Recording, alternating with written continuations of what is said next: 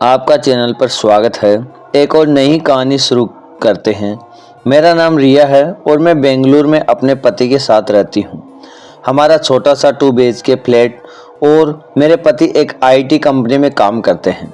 मैं खुद घर पर रहती हूँ और सोशल मीडिया में काफ़ी एक्टिव हूँ, खासकर इंस्टाग्राम पर। मुझे रील बनाना, नए ट्रेंड्स फॉलो करना और स्टाइलिश कपड़े पहनकर फ़ोटो शूट करना बहुत पसंद है। मेरे सास ससुर हमारे गांव जो कि मैसूर के पास वहां रहते हैं। मेरे पति हर महीने उन्हें कुछ पैसे भेजते हैं। हमारे अभी कोई बच्चे नहीं हुए, इसलिए दिन भर में मैं अकेली रहती हूँ। जब मेरे पति ऑफिस चले जाते हैं, मैं आरामदायक कपड़े जैसे शॉर्ट और ढीली टी-शर्ट पहनकर अपने कामों में लग जाती हूँ। एक शाम मेरे पति ऑफिस से लौटे तो उनके हाथ में एक गिफ्ट का बैग था। उन्होंने मुझे एक नई नाइट ड्रेस दी जो बहुत ही सॉफ्ट और हल्की थी, थोड़ी छोटी लेकिन बेहद आरामदायक। मैंने उनसे पहना और खुशी से कहा, बेबी, इस ड्रेस के लिए थैंक यू। वो मुस्कुराते हुए बोले, डार्लिंग, तुम्हारे लिए तो कुछ भी थैंक यू की क्या जरूरत है। मैंने कहा, तुम बैठो, मैं खाना लगा देती हूँ। मैं किचन में गई और खाना परोस और हम दोनों डाइनिंग टेबल पर बैठकर आराम से खाना खाने लगे। खाने के बाद बेडरूम में मैं गया और सोने की तैयारी करने लगा। कुछ देर हमारे प्यार भरी बातें हुई, अपनी शादी की रात और पहली मुलाकात की यादें ताज़ा की। फिर धीरे धीरे हम दोनों सो गए। अगली सुबह अचानक डोरबेल बजी। मैं नींद में थी तो मैंने कहा, देखो ना, इतनी सुबह कौन आया है। वो बोले, मुझे तो नींद आ रही है, तुम जाकर देखो। मैंने भी टालते हुए कहा, मुझे भी नींद आ रही है, तुम ही देख लो।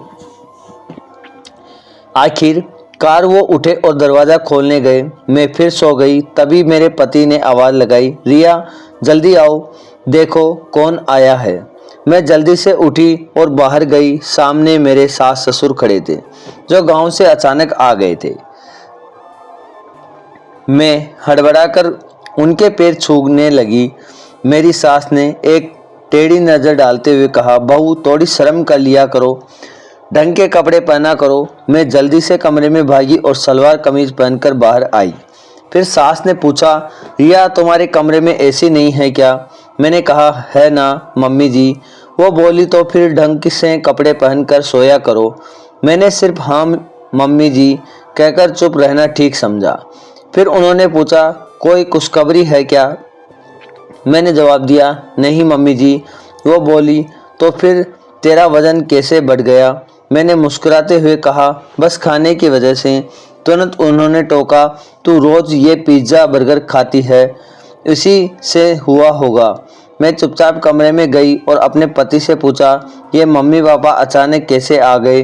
वो बोले, मुझे पता नहीं, बिना बताए चले आए। मैंने पूछा, कब तक रहोगे? तो वो बोले, जाकर खुद पूछ लो। मैंने कहा, मुझे उनका ज़्यादा ड्रामा नहीं चाहिए।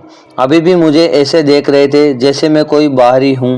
वो बोले, ठीक है, परेशान मत हो, कुछ दिन रुक कर चले जाएंगे। मैं बाथरूम में गई, नहाकर सलवार कमीज पहनी और बाहर निकली। मम्मी जी ने तुरंत कहा, बहू, सुबह जल्दी नहीं उठ सकती क्या? ये मैंने कहा, मैं तो रोज़ इसी समय उठती हूँ। वो बोली, तो मेरा बेटा बिना नाश्ते के ऑफिस चला जाता है। मैंने कहा, वो ऑफिस की कैंटीन में खा लेते हैं। सास ने गुस्से से कहा, बहू, तुम्हारा कोई फर्ज है कि नहीं? मैंने शांत होकर कहा, कल से जल्दी उठ जाऊंगी मम्मी जी।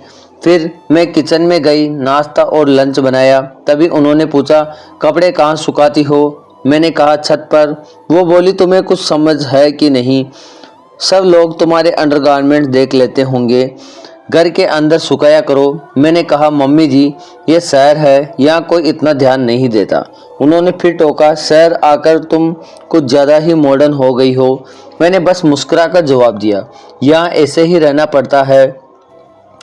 पूरा दिन उनकी सलाह, टोका टाकी और कमी निकालने में बीत गया। मैंने खुद को शांत रखा क्योंकि मुझे पता है कि वो माँ है और उनका तरीका भले सख्त हो लेकिन सोच अच्छी है।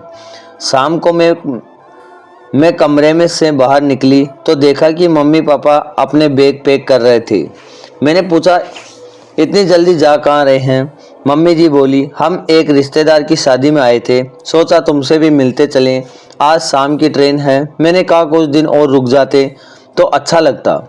वो बोली, नहीं बहू, अब नहीं रुक सकते। मैंने उनके पैर छूकर आशीर्वाद लिया और उन्हें विदा किया। जैसे ही वो गए, मैं कमरे में गई, अलमारी खोली, अपनी पसंदीदा ड्रेस, ट्राउज़र और टी शर्ट निकाली और पहन ली। अब मैं पूरी तरह रिलैक्स थी, क्योंकि मुझे अपने तरीके से अपनी आज़ादी के साथ रहना पसंद था। तो दोस्तों, ये कहानी अब यहीं ख़त्म होती है। अगर आपको ये कहानी पसंद आई तो हमारे चैनल को लाइक एंड सब्सक्राइब कर लें और कमेंट में अपने विचार ज़रूर दें। धन्यवाद।